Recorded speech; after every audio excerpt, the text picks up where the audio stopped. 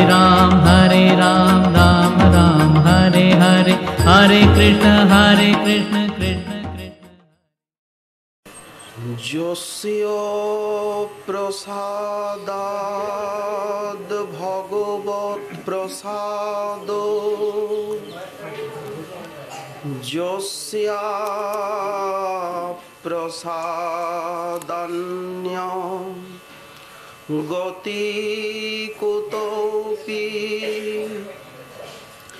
ध्येयं स्तुवम् तस्य यशस्त्रिसन्धं वन्दे गुरो श्रीचरणारविन्दम् आजानुलम्बितभुजौ कनकावदातौ সংকীর্তনৈকপিতরौ কমলায়তাক্ষৌ বিশ্বম্ভরৌ দ্বিজবরৌ যুগধর্মপালৌ বন্দে জগৎপ্রিয়করৌ করুণাবতারৌ নমস্ত্রিকালসত্তায় জগন্নাথসুতায় চ সভৃতায় সপুত্রায় সকলত্রায়তে নমঃ। হা কৃষ্ণ করুণা সিন্ধো দীনবন্ধো জগৎপতে গোপীশ গোপিকা কান্ত রাধা কান্ত নমস্তুতে। তপ্ত কাঞ্চন গৌরাঙ্গী রাধে বৃন্দাবনেশ্বরী বৃষভানুসুতে দেবী ত্বাং নমামি হরিপ্রিয়ে। মূকং করোতি বাচালং পঙ্গুং লঙ্ঘয়তে গিরিম যৎকৃপাতমহং বন্দে পরমানন্দমাধবম। বাঞ্ছাকল্পতরুভ্যশ্চ কৃপা সিন্ধুভ্যৈব চ পতিতানাং পাবনেভ্যো বৈষ্ণবেভ্যো নমো নমঃ। হরি ভক্তি পরাজে চ হরিনাম পরায়ণা দুর্বৃত্তা বা সুবৃত্তা বা তেষাং নিত্যং নমো নমঃ। নমো ধর্মায় মহতে নমো কৃষ্ণায় বেধসে। ব্রাহ্মণেভ্যো নমস্কৃত্য ধর্মাन् বক্ষ্যে সনাতনাन्। নারায়ণং নমস্কৃত্য নরং চৈব নরোত্তমং দেবীং সরস্বতীং ব্যাসং ততো জয়মুদীরয়েৎ। জয় রূপ সনাতন ভট্ট রঘুনাথ শ্রীজীব গোপাল ভট্ট দাস রঘুনাথ। এই ছয় গোসাইয়ের করি চরণ বন্দন, যাহা হইতে বিঘ্ন নাশ অভীষ্ট পূরণ দুর্গমে পথিমেন্ধস্য স্খলোৎপাদ গতির মোহ সকৃপা যষ্ঠিদানেন সন্ত সন্ত্যবলম্বনম।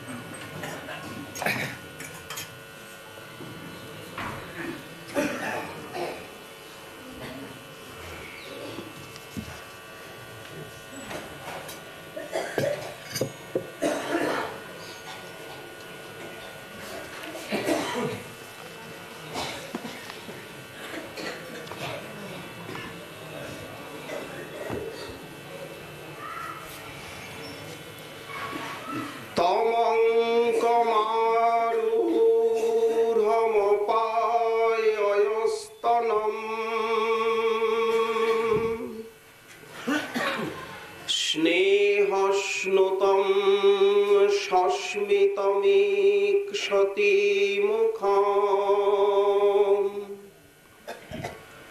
অতৃপ্তমুৎসৃজ্য যবেন সা যজো উৎসিচ্যমানে পয়সি তধিশ্রিতে সঞ্জাত কোপ স্ফুরিতারুণাধরম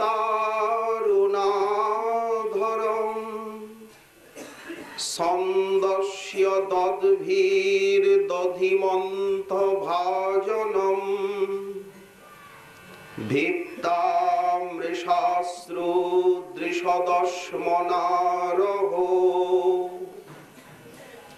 জঘাস হইয়ঙ্গবমন্তরঙ্গতঃ। সর্ববেদান্ত সার মহাপুরাণ শ্রী শ্রীমদ্ ভাগবতে দশম স্কন্ধে নবম অধ্যায়ে মাধুর্য ঘনমূরতি অখিল ব্রহ্মাণ্ড পালক বালক শ্রীকৃষ্ণের কৌমার চাপল্য বর্ণন প্রসঙ্গে পরমহংস কুল মুকুটমণি শ্রীপাদ বাদরায়ণী বর্ণনা করছেন সেই কার্তিকী অমাবস্যার পরদিন যে সুপ্রভাত জননী যশোদার দধি মন্থন, তার অঙ্গ সৌন্দর্য বাৎসল্য প্রেম পয়নিধি মমতাময়ী জননী যশোদার শ্রীঅঙ্গ সৌন্দর্য, বেশভূষার অপূর্ব পারিপাট্য, সঙ্গে সঙ্গে চেষ্টার মাধুর্য, সঙ্গীতের অপূর্ব আকর্ষণী শক্তি,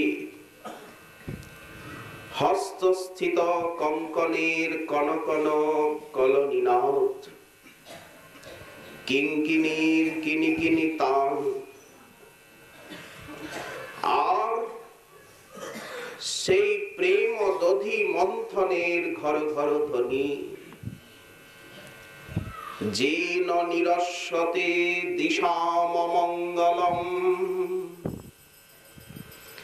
তেমনি বালকৃষ্ণ লালের মা মা মাগো, আর তোমায় দধি মন্থন করতে হবে না, আমায় দুধু দাও মা, তাকাচ্ছই না যে তুমি। অনুরোধ অনুনয় কাকুবাক্য, গোপালের চরণে কিঙ্কিনীর ঋণী ঋণী, চরণে নুপুরের রুনু রুনু ধ্বনি, সব মিশে আর যক্ষ কর্তমের মতো অপূর্ব নাদ নগরী সাম্রাজ্যকে প্রকাশ করেছে। সুপ্রভাত। আজকের এই শোভন প্রভাতে বেশ কথা শ্রী সুকমুনি বর্ণনা দিচ্ছেন। ঝাঁপ দিয়ে কোলে উঠতে চাও, এত আকুতি। সাতু সাতম অঙ্কমারূঢ়ম স্নেহস্নুতম স্নেহবশাৎ স্বয়মেব খরিতম। স্নেহবশে কুচমণ্ডল সিক্ত হচ্ছে। দেখুন, স্তন্নম অপায়য়ৎ, বাৎসল্য প্রেম রূপে স্তন্যকে পান করাতে আরম্ভ করলেন। সস্মিতম মুখম ইক্ষতি, বারবার অপলক নেত্রী মৃগ শাবাক্ষী যশোদা, মৃগলোচনা মীনাক্ষী সেই হাসি মাখা মুখখানার দিকে তাকিয়ে আছেন। কত যে সময় অতিবাহিত হয়েছে কে জানে। কাল কর্ম গুণের সঙ্গে এই লীলার সংস্রব থাকলেও নেই। কালাতীত গুণাতীত কর্মাতীত এই লীলা মাধুরী। তো হঠাৎ হলো কি, অধিশ্রিতে চুল্লিম আরোপিতে, ওই যে অদূরে চুল্লিতে আবর্তিত হচ্ছিল পদ্মগন্ধি গাভীর দুগ্ধটি। উচ্ছিচ্যমানে পয়সী, উতলে উঠল, পড়ে যাবে। সযত্নে রক্ষিত, ওকে পান করাতে হবে। তাই অতৃপ্তম বালকম, কোনদিন তৃপ্তি আসবে না। কোটি কোটি যুগ, কোটি কোটি ব্রহ্মার আয়ু যদি অতিবাহিত হয়ে যায়, এই বাৎসল্য প্রেম নিঃসন্দিত দুগ্ধামৃত বা মায়ের বক্ষামৃত পান করে কোনদিন তৃপ্ত হবেন না বালগোপাল। তাই অতৃপ্তম বালকমুৎসৃজ্য, তাড়াতাড়ি জোর করে কোলের থেকে ভূতলে নামিয়ে রেখে, যদেন বেগেন সাযযৌ, জননী যশোদা বেগে চলে গেলেন অতি ত্বরান্বিত ভাবে। সত্য শ্রী সুকমুনি নিশ্চিত সেখানে দাঁড়িয়ে আর লীলামাধুরী দর্শন করে বলছেন, চলে গেলেন অতি বেগ করে। দেখুন কি লীলার মাধুর্য। এমন না হলে হয়। লীলা পুরুষোত্তমের বাল লীলা, কৌমার চাপল্য। মা শুনলেন না তো ঠাকুর এত বারবার অনুরোধ করছেন কেন? গোপাল ওই যে পেছনে গিয়ে আর বাবু বাহুলতায় বেষ্টিত করলো মায়ের গলদেশকে। মা ভাবছেন আর দুটো চারটে টান দিয়ে নি, ও তো এমন করবেই, আমার বক্ষামৃত তো আর ফুরিয়ে যাচ্ছে না, হাতের কাজটা করে নি। মা দেখেও দেখছেন না। দেখুন, এই জগতের দিকে তাকিয়ে শত শত নরনারী তারা লাঞ্ছনা, নিগ্রহ, অবমাননা, তিরস্কার সহ্য করে অক্লান্ত পরিশ্রম করছে। অদম্য চেষ্টায় তারা কাম্য বস্তুকে পাওয়ার নিমিত্ত কেমন লালায়িত হচ্ছে। দেখুন, নগর মহানগরীর দিকে তাকিয়ে দেখুন, লক্ষ লক্ষ লোক কিভাবে ছুটছে পিপীলিকার মতো রাজপথে। কাম্য বস্তু দুর্লভ, চেষ্টা করলেও পাওয়া যায় না, তাই তো। কিন্তু কামনা তাদেরকে স্থির থাকতে দিচ্ছে না। কামনার প্রবল প্রেরণায় তারা সুস্থির হতে পারছে না। ধনকামী ব্যক্তি নিজের জীবনকে বিপন্ন করেও ধনের আশায় ছোটাছুটি করছে। প্রতিষ্ঠাকামী ব্যক্তি নিজের জীবনকে বিপন্ন করে কোন না কুকার্য, কোন না অবৈধ কার্য করতে লজ্জিত হচ্ছে। আমার প্রতিষ্ঠা চাই, হোক না কুকার্য, হোক না অবৈধ। স্ত্রীকাম ব্যক্তি তিনি কিঞ্চিত মাত্র কুণ্ঠা না করে কামনার বশবর্তী হয়ে পশু অপেক্ষাও পশু হয়ে পড়ছে। কামনার কি অসাধ্য আছে বলুন? কিন্তু যিনি এখন বারবার মামা বলছেন, ইনি তো সর্ব কামনার অতীত। কামনা বসে জগতের নরনারী যা করছেন করুন। কামনার শক্তি এমনই, কিন্তু সর্ববিধ কামনা বাসনা পরিশূন্য আত্মারাম আত্মকাম সচ্চিদানন্দ স্বরূপ পূর্ণ ব্রহ্ম, তিনিও কামনার বসে আজ চঞ্চল হয়ে গেলেন। কামনা তাকেও টানছে। বারে বা কামনা দেবী, তোমার সব জায়গায় জয় জয়কার, জড় জগতেও আবার চিৎ রাজ্যেও ভগবানকেও তুমি নাচাচ্ছ। কিন্তু এই কামনার স্বরূপ আলাদা, ওই কামনা নয়। এটি হচ্ছে নিত্য সিদ্ধ প্রেমাধীনতা স্বভাব। কিনা বলে কিনা করে ভক্তের কারণে নিত্য সিদ্ধ প্রেমাধীনতা স্বভাব তাকেও তো চঞ্চল করে, স্থির থাকতে দেয় না। যিনি কুটস্থ প্রেমবান ভক্তের প্রেম সেবা এবং প্রেমোপহার লাভের কামনায় তিনি স্থির থাকতে পারেন না। যিনি অচিন্ত, যিনি অজিঘাস, যিনি অপিপাস, যিনি আত্মারাম, যিনি আত্মকাম শিরোমণি, অখণ্ড অদ্বিতীয় আনন্দ মহোদধি।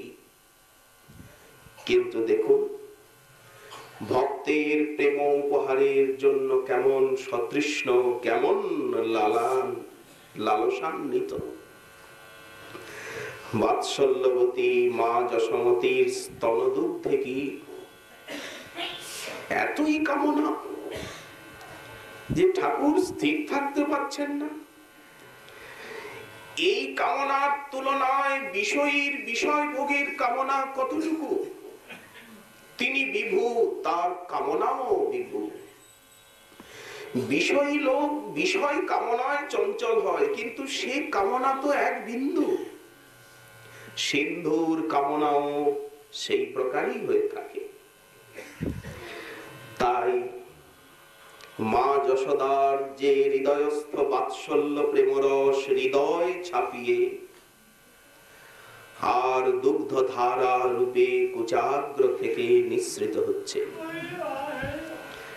এই জন্য তিনি আত্মারাম শিরোমণি হলেও তার অত্যন্ত কামনার বস্তু ওই বক্ষামৃত। তাই তো বারবার হাত দুটো তুলে বলছেন, মা, মাগো মা, তোমায় আর দধি মন্থন করতে হবে না, তুমি আমায় দুধ দাও মা। কে তার অন্তরে কামনা জাগায়? একমাত্র শুদ্ধ প্রেম। আর ইনি তো বাৎসল্য প্রেম পয়োনিধি। বেশ কথা। তাই তো শুকমুনি বললেন, স্তন্য কাম, অকাম, সর্বকাম, আজ স্তন্য কাম। নামটি দিলেন হরি। স্তান স্তন্য কামা সাধ্য মথনন্তিং জননীং হরি। হরি কেন বলছেন? মা যখন উপেক্ষা করলেন, আর দুটো চারটে টান দিয়ে নি, হয়ে গেছে বলে কাজটা।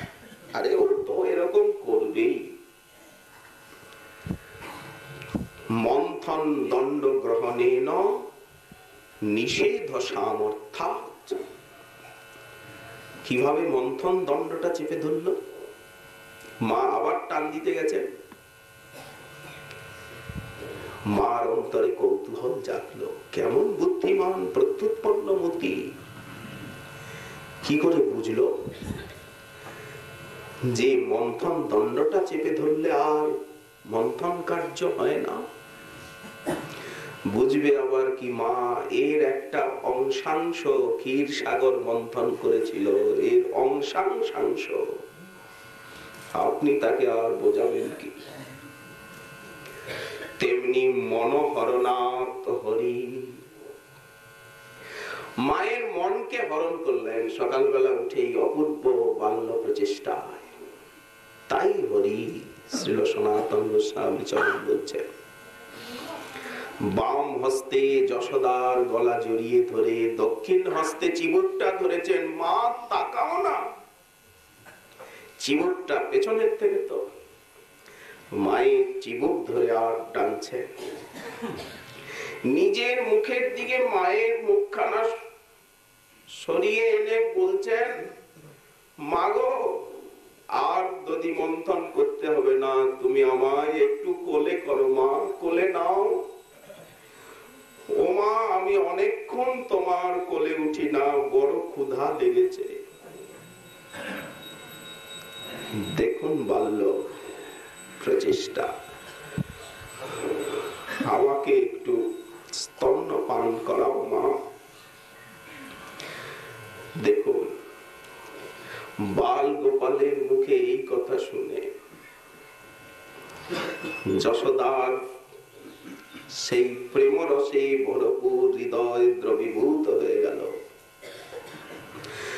সমুচ্চলিত পরমানন্দ রসোদ্রেকে অঙ্গ শিথিল হয়ে এলো। গোপাল গলা জড়িয়ে ধরে আর চিবুক ধরে টেনে মাকে এমন কথা বলছে, অঙ্গ আলুলায়িত হচ্ছে, মন্থর হয়ে যাচ্ছে হস্তের গতি। এতক্ষণ তো জোরে জোরে আকর্ষণ বিকর্ষণ চলছিল। মৃদু মৃদু আকর্ষণ করতে করতে বলছেন, বাপ, তোমার জন্যই নবনীত প্রস্তুত করছি। তোমার চাঁদ মুখে নবনীত দেব, তারপরে তোমায় কোলে নেব। লাল, একটু অপেক্ষা করো, এক্ষুনি আমার দধি মন্থন সমাপন হবে। একটু লাল, একটু দাঁড়াও। যশোদার এই স্নেহ মাখা কথায় উল্লসিত হলেন না। না মা, আমি নবনীত খাবো না, খাবো না নবনীত। তোমায় আর দধি মন্থন করতে হবে না, আমায় কোলে নাও না। দেখুন, এসো বাপ, তখনই তো পেছনের থেকে গিয়ে আর মন্থন দণ্ডটা চেপে ধরলেন, রজ্জু ধরে টানছে, কোলে নাও আমার, এসো বাপ আমার অঞ্চলের নিধি, নয়নে রঞ্জন হৃদয়ের রঞ্জন, এসো বাপ। হাসতে হাসতে যশোমতী কোলে তুলে নিলেন। আরে বাপ, ঝাঁপ দিয়ে কোলে উঠলেন।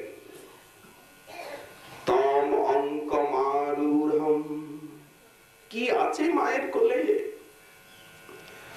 ঝাঁপ দিয়ে আর কোলে চললেন। আরে বাপ, নিজেই মায়ের সেই বক্ষাঞ্চল অপসারণ করে বক্ষামৃত পানে উদ্যত হলেন। এতই কি পিপাসা! আরে বাপ, যশোমতী হাসতে হাসতে পরমানন্দে বিভোর হয়ে বলছেন, তোকে কে শেখালো রে যে মন্থন দণ্ড ধরলে আর মন্থন হয় না? এমন বুদ্ধি তুই কি করে লাভ করলি? সরস্বতীপতি তাকে মা জিজ্ঞাসা করছেন, তুই এই বুদ্ধি লাভ করলি কোথার থেকে রে? আরে এত অল্প বয়সে তোর এত বুদ্ধি? যশোদা মনে মনে ভাবছেন, নারায়ণের কৃপালব্ধ পুত্র কিনা, নারায়ণের আশীর্বাদে এই পুত্র রত্ন পেয়েছি, তাই ঠাকুরেরই কৃপা। বাল্যকালে এত বুদ্ধিমান, হে নারায়ণ তোমায় কি বলবো, অন্ধের যষ্টি, দরিদ্রের সাগর সেচা মানিক, তোমার কৃপাদত্ত এই পুত্র রত্ন আমার যেন দীর্ঘ জীবন লাভ করে, তার দীর্ঘায়ু দান করো।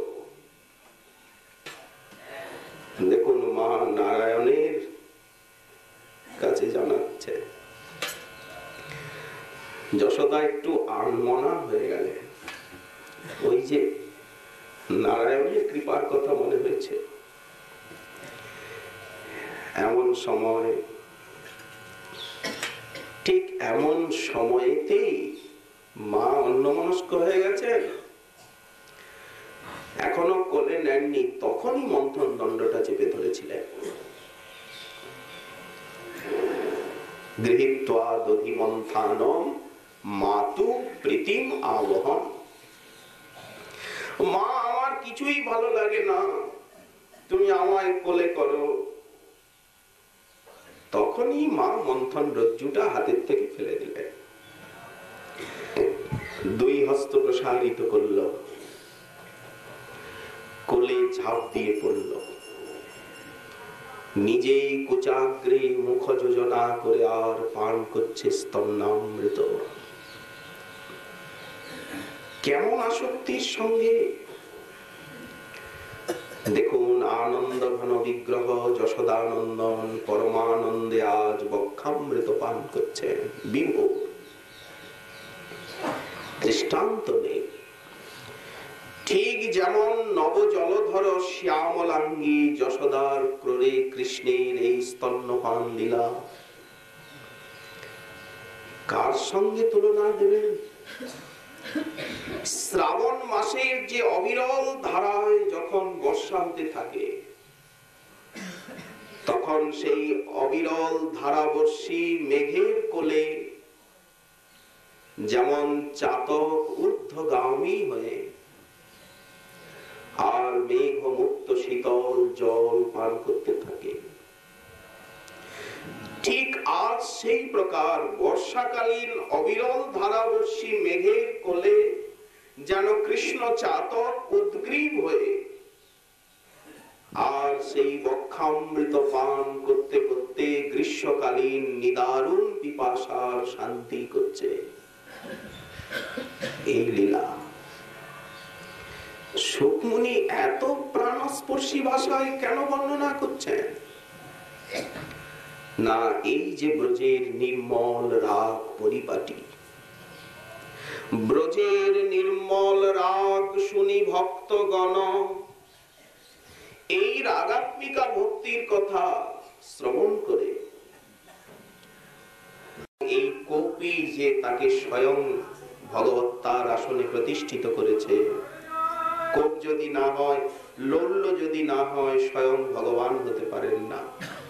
আর যশোদারও এটি যে প্রেম নয়, বিচিত্র পরিপাটি উদারিতা উদীরিতা, প্রেমের বিচিত্র পরিপাটি। বেশ কথা, গোস্বামী পাদ তার মধুরাতি মধুর বর্ণনা দিচ্ছেন। শ্রী শ্রী রাধা গোপীনাথ জি কৃপা হলে আগামীকাল আবার ওই বিষয়ে আস্বাদনের আকাঙ্ক্ষা। আজকে আমাদের শ্রী শ্রী ভাগবত কথার এইখানেই দেওয়া হচ্ছে।